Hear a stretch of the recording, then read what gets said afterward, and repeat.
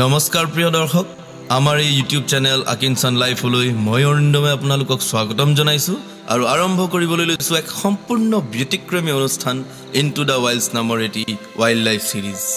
য'ত মই আপোনালোকক লৈ যাম বন্য পৃথিৱীখনৰ মাজলৈ এক দুঃসাহসিক আৰু ৰোমাঞ্চকৰ যাত্ৰাত আৰু তাৰ লগে লগে দিম কিছুমান গুৰুত্বপূৰ্ণ তথ্য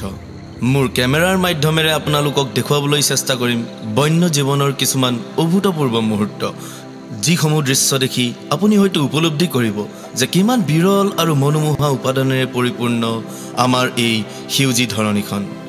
অথচ মানুহ নামৰ শ্ৰেষ্ঠতম প্ৰাণী ভিতৰ বিভিন্ন কাৰ্যকলাপে এতিয়া এদিন আমাৰ অস্তিত্ব ৰক্ষাৰ সংগ্ৰামৰ কাৰণ হৈ পৰিবলৈ লৈছে সেই আহক আজি আমি আৰম্ভ কৰোঁ এই অনন্য যাত্ৰা ইনটু দা ওয়াইল্ডছৰ আজিৰ প্ৰথম খণ্ডত আমি যাত্ৰা কৰিবলৈ লৈছো এখন বৈচিত্ৰ্যপূৰ্ণ ঠাইলৈ যি এখন ৰাষ্ট্ৰীয় উদ্যান হোৱাৰ উপৰিও প্ৰজেক্ট এলিফেণ্টৰ অধীনৰ এলিফেণ্ট ৰিজাৰ্ভ প্ৰজেক্ট টাইগাৰৰ অধীনৰ টাইগাৰ ৰিজাৰ্ভ এখন বায়োস্ফিয়াৰ ৰিজাৰ্ভ আৰু তাৰ লগতে এখন ইউনেস্কো ৱৰ্ল্ড হেৰিটেজ সাইট অৰ্থাৎ বিশ্ব ঐতিহ্য ক্ষেত্ৰ কিন্তু 80 আৰু 90 দশকত সন্ত্ৰাসবাদৰ কবলত পৰি এই উদ্যানখনৰ প্ৰায় গছগছনিৰ লগতে সমস্ত জীৱ-জন্তুৰ বিস্তৰ ক্ষতি হৈছিল যাৰ ফলত 1992 চনত এই উদ্যানখনক আখ্যা দিয়া হৈছিল UNESCO world heritage site in danger হিচাপে আসলৈ 2003 চনৰ পৰা শান্তি প্ৰক্ৰিয়া আৰম্ভ হোৱাত আৰু বিভিন্ন দল সংগঠনৰ লগতে প্ৰকৃতিপ্ৰেমী ৰাইজৰ উদ্যোগত উদ্যানখন মৃতপ্ৰায় অৱস্থাৰ পৰা পুনৰুজ্জীৱিত হ'বলৈ আৰম্ভ কৰিলে আৰু সেই মৰ্মে 2011 চনত এন্ডেঞ্জাৰ্ড আখ্যাৰ পৰা মুক্তি লাভ কৰিলে আহক আজি আমি এই বৈচিত্ৰ্যপূৰ্ণ ঠাইখনৰ ভিতৰলৈ যাত্ৰা কৰোঁ বৰ্তমান আমি মানাহ অভয়াৰণ্যৰ আভ্যন্তৰত প্ৰৱেশ কৰিব আৰম্ভ কৰিব লৈছো আমাৰ এই জীপ সাফাৰী আৰু এই জীপ সাফাৰীত মোৰ সৈতে আছে আমাৰ কিছুমান বিশেষ বন্ধু তেওঁলোকৰ সৈতে চিনাকি হোৱা হওক হাই দিস ইজ বিদুৱান শইকীয়া আমি একেলগে আহি আছো এতিয়া অৰিন্দমদাৰ লগত আৰু এতিয়া ৰাতিপুৱা ওলাই গৈছো মানাহ অভয়াৰণ্যৰ ভিতৰলৈ দেখা যাওক কি দেখা পোৱা যায় এয়া হাই মই কংকন বৰুৱা এয়া আমি যাত্ৰা আৰম্ভ কৰিবলৈ লৈছো আৰু আশা কৰোঁ মানাহ চাই ভালেই লাগিব আৰু বিচৰাৰ দৰে সকলোখিনি চাবলৈ পাম বুলি আশা ৰাখিছোঁ বিভাস দা হাই দিছ ইজ বিভাস আমি চব আহিলোঁ আজি মানাহলৈ চ' ভাবিছোঁ ইয়াতে যিখিনি বস্তু চাবলৈ বিচাৰি আছোঁ গোটেইখিনি চাবলৈ পাম আৰু কোম্পানীটোও ভাল চ' ভাবিছোঁ এনজয় কৰিম আজি আৰু ভালকৈ হাই দিছ ইজ ৰাজদীপ মই একদম ভাবিছোঁ মানে আমি ৰয়েল বেংগল টাইগাৰটো দেখিমেই মানে সেইটো মই একদম বহুত আশাত গৈছোঁ সেইটো হ'বই মানে আজি ঠিক আছে মোৰ লগত আছে বিশেষভাৱে মোৰ লগত সহযোগ কৰিব মোৰ বাল্যকালৰ বন্ধু সাজু আহমেদ এয়া আমি বন্ধু আৰম্ভ কৰিব লৈছোঁ মই সাজু আহমেদ যাত্ৰা আৰম্ভ কৰিম আৰু ভাবোঁ অতিকৈ সফল হওক আৰু স্মৰণীয় হৈ ৰওক আকৌ লগ পাই আছোঁ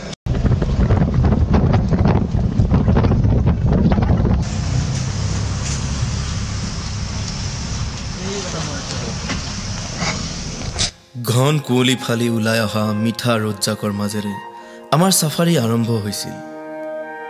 কিছুদূৰ আগবাঢ়িয়েই আমি দেখিবলৈ পাইছিলোঁ এটা এশিঙীয়া গড়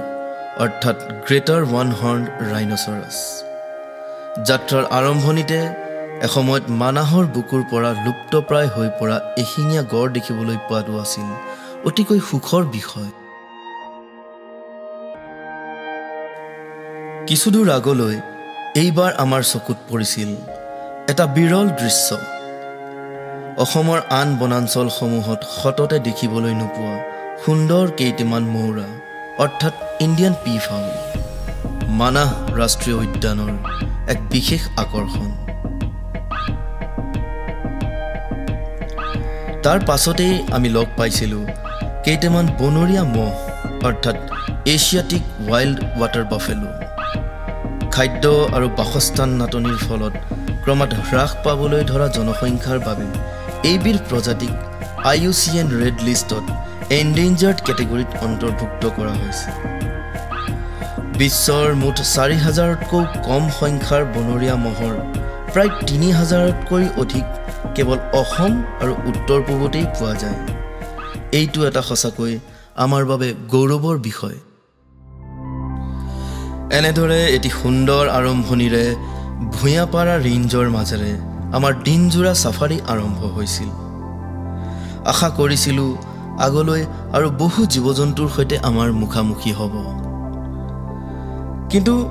মূল উদ্যানৰ ভিতৰলৈ আগবঢ়াৰ লগে লগে দৃশ্যপট যেন কিছু সলনি হৈছিল। কেউফালে বিশাল ঘাঁহনি, সেউজ পাহাৰ আৰু ওখ ওখ গছ-গছনিৰে ভৰা মানাহৰ বুকুত যেন নাছিল পৰ্যাপ্ত পৰিমাণৰ বন্যপ্ৰাণী।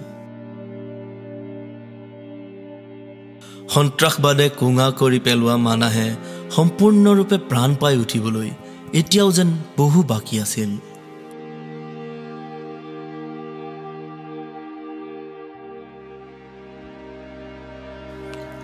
এনেকৈ উখুৰা মুখুৰা পথেৰে ঘন হাবিৰ মাজেদি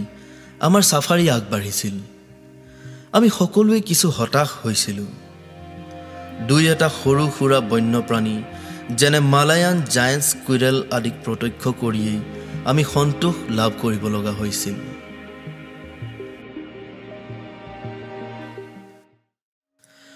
ইতিমধ্যে দিনটোৰ এটা বেলা পাৰ হৈছিল আৰু আমি উপস্থিত হৈছিলোহি মথংগুৰি কেম্পত। কেম্পৰ সমীপতে আছিল স্বচ্ছ নীলা পানীৰ মানাহ নদী আৰু সিটোপাৰে আছিল ভূটানৰ ৰয়েল মানস নেশ্যনেল পাৰ্ক।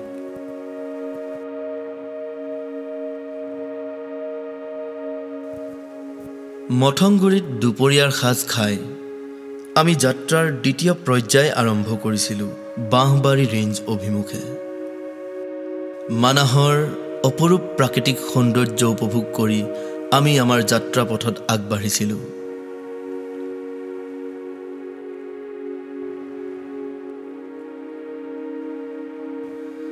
বাটত মানাহৰ এই ছাফাৰীত প্ৰথমবাৰৰ বাবে আমি মুখামুখি হৈছিলোঁ ছাফাৰী পথৰ নিচেই কাষতে চৰি থকা এজাক বনৰীয়া হাতী অৰ্থাৎ এছিয়ান এলিফেণ্টৰ সতে। প্ৰায় আধা ঘণ্টা সময় যদি আমাৰ পথ আবদ্ধ কৰি ৰখাৰ পাছত এই বিশালকায় প্ৰাণীজাকে আমাক শেষত বাট এৰি দিছিল আৰু আমি পুনৰ আগবাঢ়িছিলোঁ।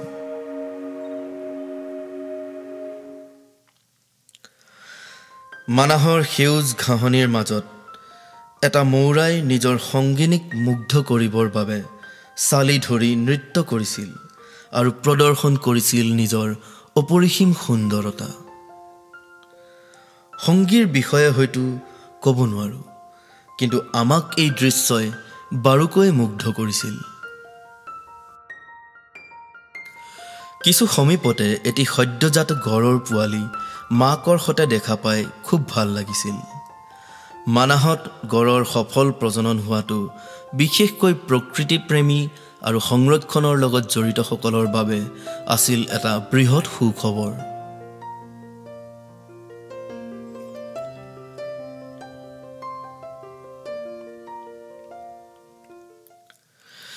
ইতিমধ্যে আমাৰ ছাফাৰী প্ৰায় শেষ হ'বৰ সময় হৈছিল। ইমান বিশাল এখন বনাঞ্চলত অতি সীমিত সংখ্যক বন্যপ্ৰাণী দেখি আমি সকলোৱে কিছু হতাশ হৈছিলোঁ, কিন্তু আমি গম পোৱা নাছিলোঁ যে এই যাত্ৰাৰ আচল চমকখিনি এতিয়াও বাকী আছিল।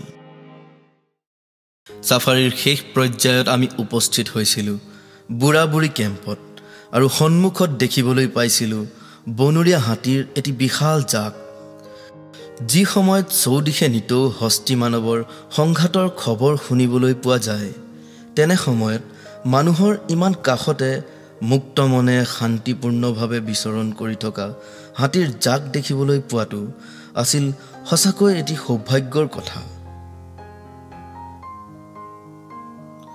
ইয়াৰ উপৰিও কিছু সমীপতে চৰিবলৈ ওলাই আহিছিল কেইটামান ইণ্ডিয়ান বাইচন, যাক ভাৰতত গঁড় বুলি কোৱা হয়, আৰু লগতে আছিল দুটি ইণ্ডিয়ান ৰাইন'চৰাছ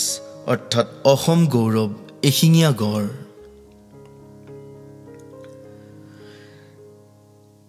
এছিয়ান এলিফেণ্ট বা এছিয়াটিক এলিফেণ্ট হৈছে IUCN ৰেড লিষ্টৰ এণ্ডেঞ্জাৰ্ড কেটেগৰীত অন্তৰ্ভুক্ত এটি প্ৰজাতি। IUCNৰ মতে বিশ্বৰ মুঠ 40,000 পৰা 50,000 মান এছিয়ান এলিফেণ্টৰ প্ৰায় 30,000 মানেই কেৱল ভাৰততেই পোৱা যায় আৰু এই ক্ষেত্ৰত অসম লেখত ল'বলগীয়া খাদ্য সংকট আৰু ক্ৰমাৎ বাঢ়ি অহা বাসস্থান নাটনিৰ সমস্যাৰ বাবে দিনক দিনে হস্তি মানৱৰ সংঘাত বৃদ্ধি পাবলৈ ধৰিছে যাৰ ফলত এই বিশাল প্ৰাণীটোৰ অস্তিত্ব ৰক্ষাৰ ক্ষেত্ৰত গভীৰ সংকটে দেখা দিছে সময় থাকোঁতে আমি যদি যথোপযুক্ত ব্যৱস্থা গ্ৰহণ নকৰোঁ তেনেহ'লে হয়তো আমাৰ ভৱিষ্যত প্ৰজন্মই এইবিধ প্ৰাণীক পৃথিৱীত দেখা নাপাবও পাৰে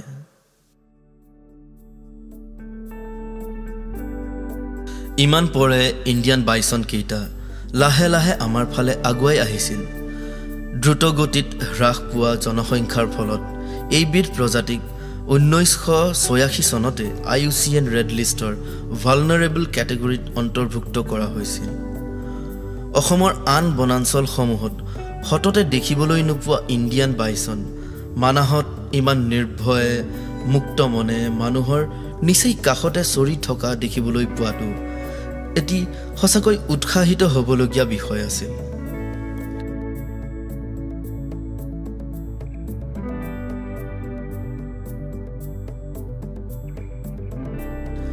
একেদৰে IUCN ৰেড লিষ্টৰ ভালনাৰেবল কেটেগৰীতেই অন্তৰ্ভুক্ত গ্ৰেটাৰ ওৱান হৰ্নড ৰাইনোচৰাছ বা অসমৰ বিখ্যাত এশিঙীয়া গড় কেইটাও মানুহৰ উপস্থিতিক সহজভাৱে লৈ মুকলি মনে ঘাঁহ খোৱাত ব্যস্ত আছিল এসময়ত গড় শূন্য হৈ পৰা মানাহত 2007 চনত ৰাইনো ৰিইন্ট্ৰডাকশ্যনৰ কাম আৰম্ভ হৈছিল আৰু বহু কষ্টৰ শেষত আজিৰ এই দৃশ্য আছিল সংৰক্ষণৰ এক সফল উদাহৰণ ইতিমধ্যে হাবিৰ পৰা পোৱালিসহ আৰু এজাক হাতী ওলাই আহিছিল দৃশ্যটো দেখি এনে লাগিছিল যেন আলহীৰ খবৰ পাই গৃহস্থ ভিতৰৰ পৰা ওলাই আহিছে একেলগে একে সময়তে এটা এন্ডেঞ্জাৰ্ড প্ৰজাতি অৰ্থাৎ এছিয়ান এলিফেণ্ট আৰু দুটাকৈ ভালনাৰেবল প্ৰজাতি অৰ্থাৎ ইণ্ডিয়ান বাইছন আৰু এশিঙীয়া গড় দেখিবলৈ পোৱা আৰু কেমেৰাৰ একেটা ফ্ৰেমতে দুটাকৈ ভালনাৰেবল প্ৰজাতি একেলগে আবদ্ধ কৰিবলৈ পোৱাটো আছিল এটা বিৰল সৌভাগ্য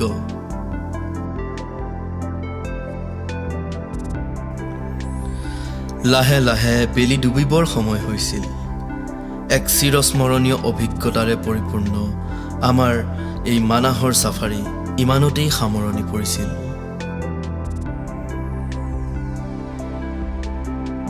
বহু চেষ্টা আৰু কষ্টৰ বিনিময়ত মানাহলৈ পুনৰ প্ৰাণ উভতি আহিছে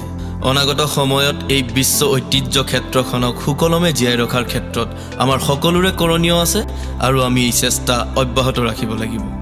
আমাৰ এই ভিডিঅটো চাই যদি ভাল পালে তেনেহলে নিশ্চয় আমাৰ চেনেলটোক সাবস্ক্ৰাইব কৰিব আৰু লগতে বেল আইকন প্ৰেছ কৰিবলৈ নাপাহৰিব